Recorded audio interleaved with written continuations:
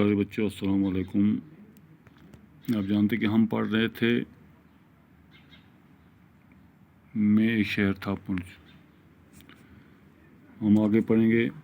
جادو کی بھیڑ لگی ہے اس شہر کے وہ 30,000 چہرے، ان میں سے ہر ایک کو ذاتی طور پر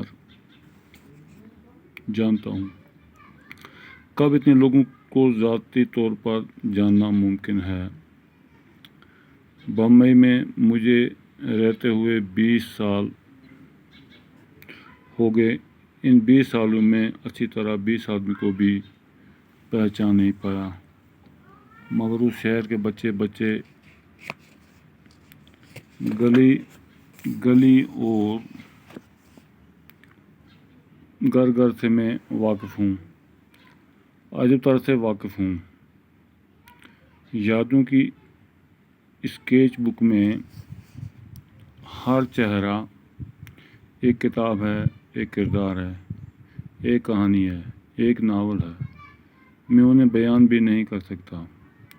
وہ سب میرے دوست ہیں۔ ایک کا ہاتھ پکڑتا ہوں تو دوسرا فوراً میرے ذہن میں آ کر کہتا ہے، مجھے بھول گئے؟ خوبصورت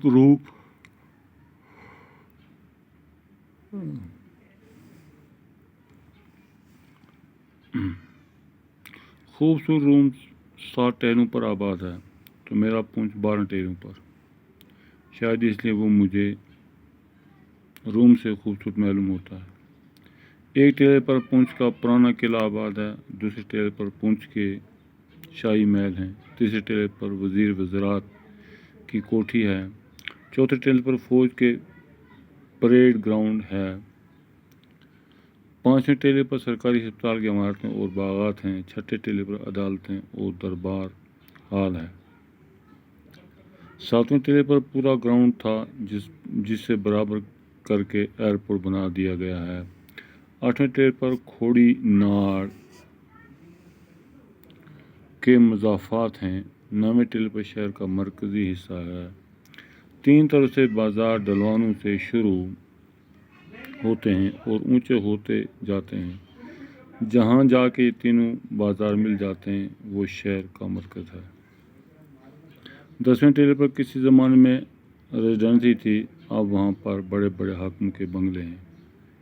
11ویں ٹیلے پر بجلی کے لیے پانی مہم پہنچانے کا تالاب ہے۔